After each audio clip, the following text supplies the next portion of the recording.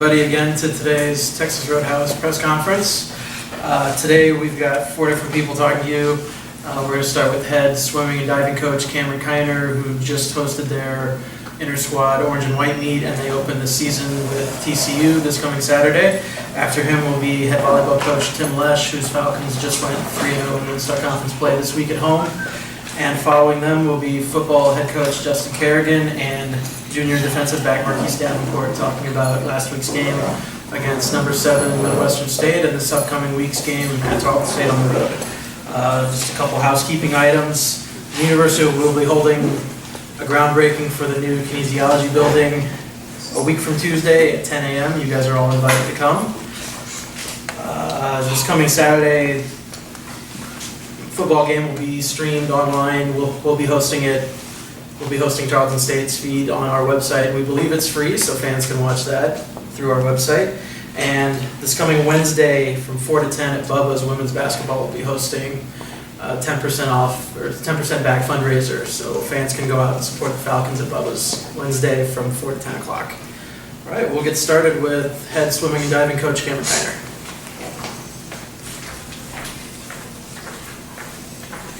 Hey guys, thank you for coming out to today's press conference. We start our season slate this Saturday against Division I Texas Christian University. Next week we travel to the University of Houston and swim against them and Incarnate Word University. And then after that we get into our Division II competition where we will swim Henderson State University and Oklahoma Christian. And then that Saturday we'll swim against Ouachita Baptist and Oklahoma Christian as well. We have a lot of swimmers returning this year. We also have added another diver to our second-year diving program. And really excited about what we've seen so far in practice and what we're looking to see this coming weekend against TCU. So, broke 13 records on the men's side last year, 15 if you include the new diving records. And then I've just been competing really hard last year, and coming into this year, really looking forward to some more competition. How would you compare this team to last year's team? It's a different atmosphere. We're already excited about starting practices. I think our main goals are to stay positive, to be consistent, and also to focus on our swimming. We're traveling up and down a black line every day for 2 hours in the pool, and it gets a little monotonous sometimes, so making sure we're staying positive and staying consistent. So the team's really done a great job. And bringing in the freshmen already have done a really good job of bringing them in and adding them to the team. So, who's the biggest name we should be looking for this year? On our men's side, we have a returner, Nikita Domov, who's a really strong butterflyer. We also have Matt Hayward, who's a senior distance freestyler as well. They were both conference finalists and top 3 finishers in our conference. Right on the outside looking in of nationals this past year. I think with the hard work that they put in over the summer and what they're looking to do this year, I think nationals is no problem for them. On our women's side, we have 2 freshmen coming in that are really strong, Emma Carr and Carly Thompson, who've already made a huge impact on our team. And we have returners Dina White and Hunter Bishop as well, who've come in and really did a good job and are right on the outside looking in of breaking records at our school. Coach, you open your season not only your first week, but with the Division I program, what are your expectations this coming weekend? Seeing how our team competes against Division I programs. It really gives us a benchmark of what we need to work on for our teams and to kind of compare us to that Division I competition. We have a lot of guys and girls on our team who were recruited by Division I schools, and we were fortunate to have them here, and we think we're going to compete really well against them. So basically seeing how really our freshmen do in their first meeting step up and to see how they compete with the other teams. All right, thanks a lot, Coach. Thank you. All right, next up is head volleyball coach Tim Lesh.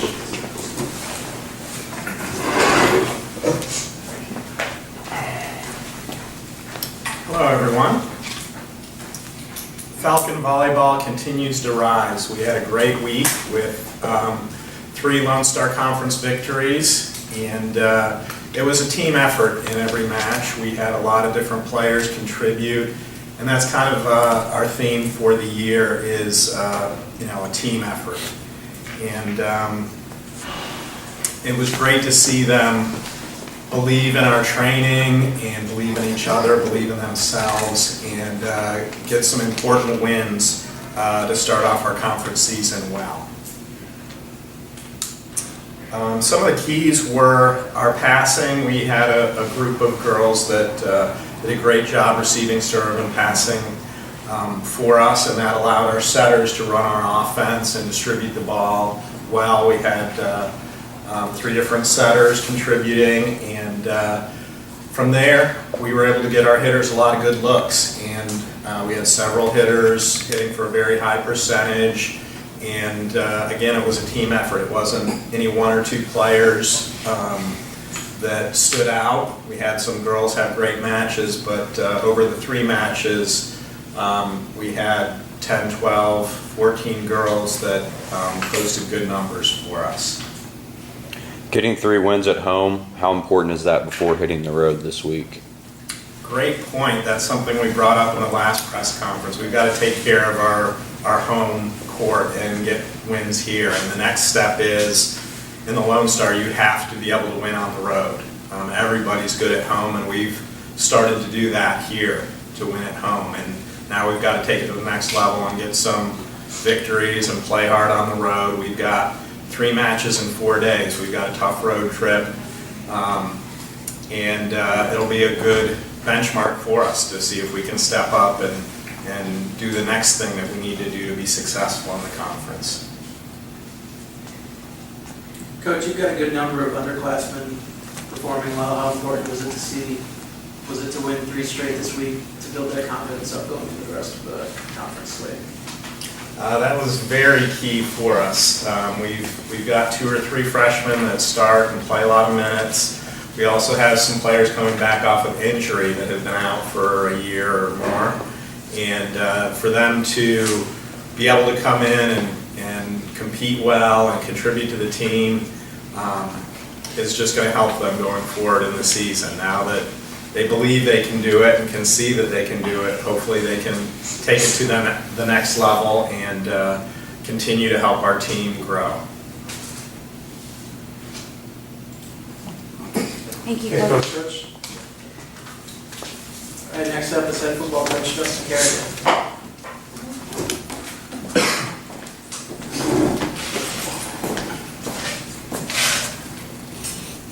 How we doing?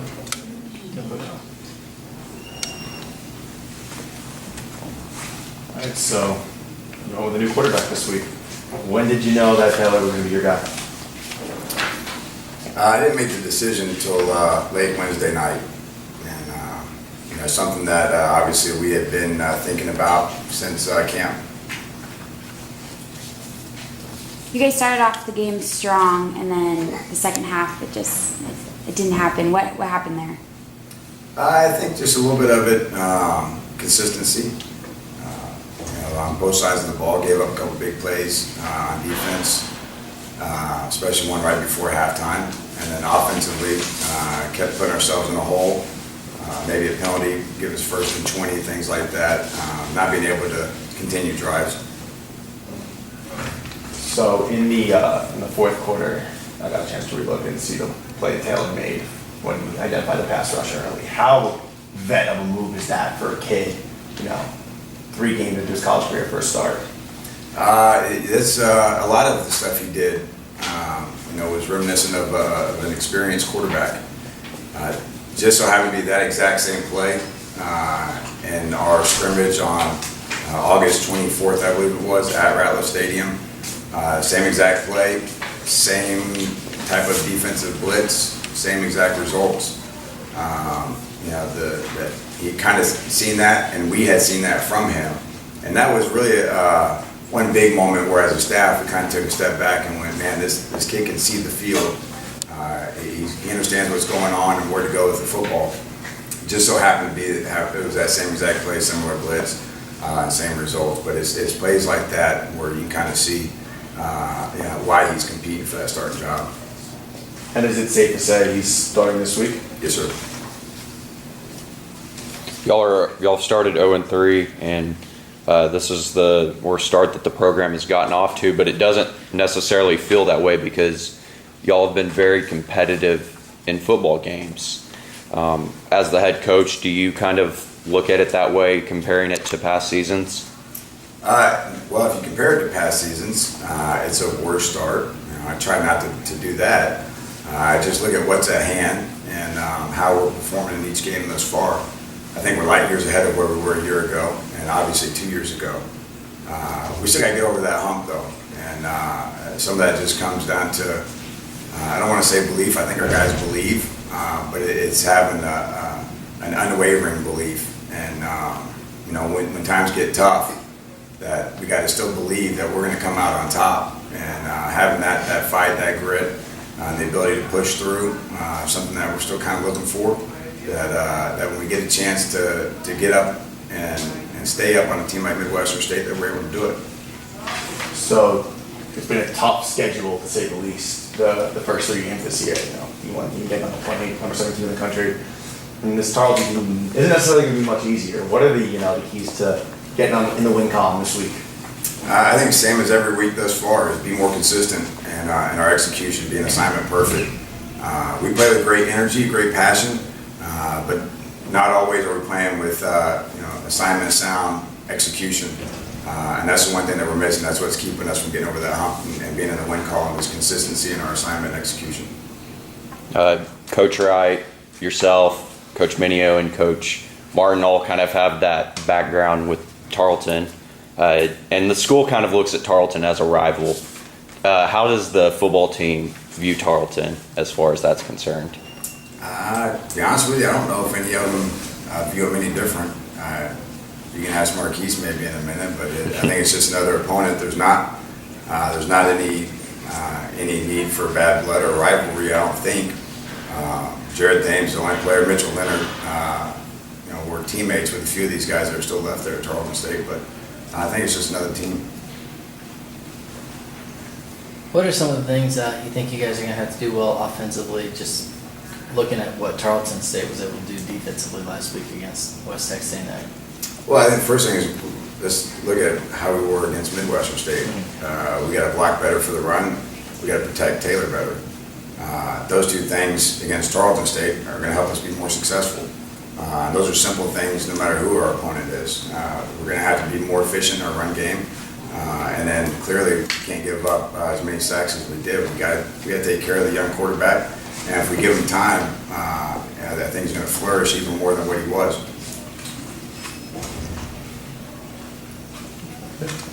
All right, thanks, Coach. Thanks, Coach. All right, next we've got junior defensive back Marquise Davenport.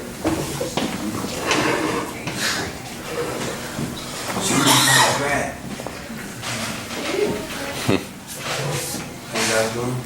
Good, how you doing?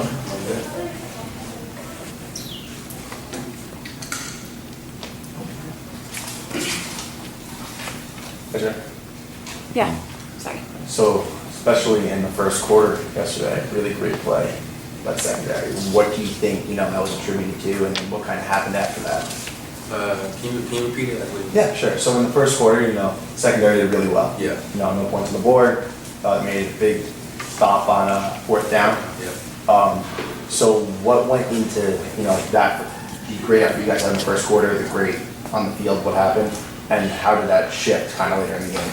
I think the game plan was there. The coaches gave us a good game plan. We were pretty locked in, pretty focused. Came out with that fire.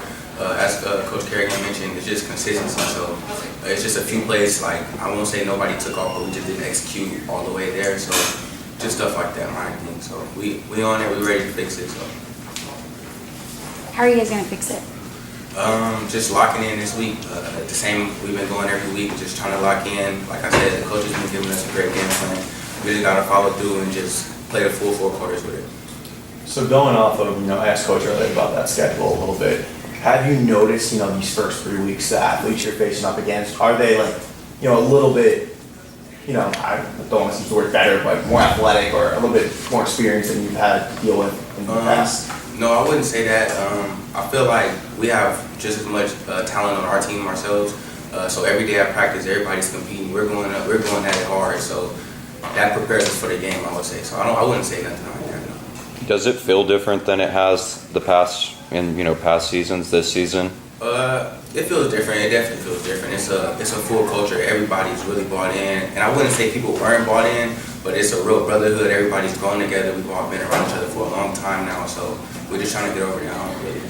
To kind of bounce off that, how much do you think that first win is going to mean to this team, particularly if you can get it this week on the road against the team? A win, every win means the world to us. That's all we focused on. And at times, I feel like we're so focused on just trying to make that play or trying to live up to that or trying to get that win.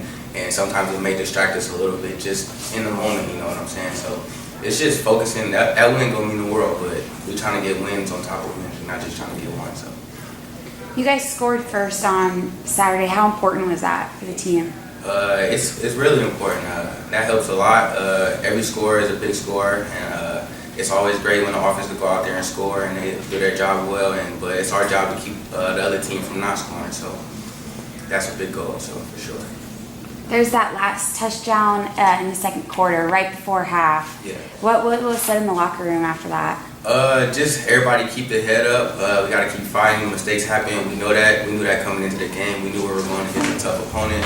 So we know they're going to make some plays. We're going to make some plays. So we can't let that get to us. So it happens. It's a missed opportunity for us, but we just got to shake back. I'm bouncing off, about the locker room atmosphere. What is it like amongst the players? Tough start to the year. Yeah. So it's still a lot of positivity. What's going on there? It's a ton of positivity. Everybody sees where we're at. Everybody sees how we're playing. Everybody's loving it. We're gonna get that win. We're trying to get that win. It's in there. Everybody's feeling it. We're itching for it. So. And I asked Coach about that, if there was a rivalry between you guys and Tarleton. Do you feel that way? No, I wouldn't say it's a rivalry. We look at every opponent the same. We coming in. We're trying to get a win. We coming in with a game plan. We're just trying to execute. So. On that, just real quick on that last play in the first half, what was the call for you guys? Because I know, or just not this specific call, but just I know generally speaking, it was kind of a weird situation where it was, I think 10 seconds, 4th and 10. They would have had plenty of time to, if you guys would have just played completely prevent to check down, get the first down, set up a possible field goal.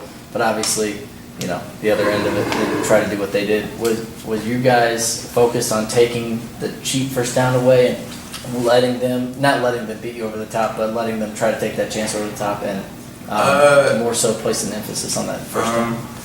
Can you repeat it again? I guess, what was the defense from a play calling standpoint on that play? Was there a bigger focus on don't let them get that cheap first down and get out of bounds? No, it wasn't initially a bigger focus at all. Coach called the coverage. We went in it. We just missed opportunity, like I said. We just got to be better on that. So. I got you.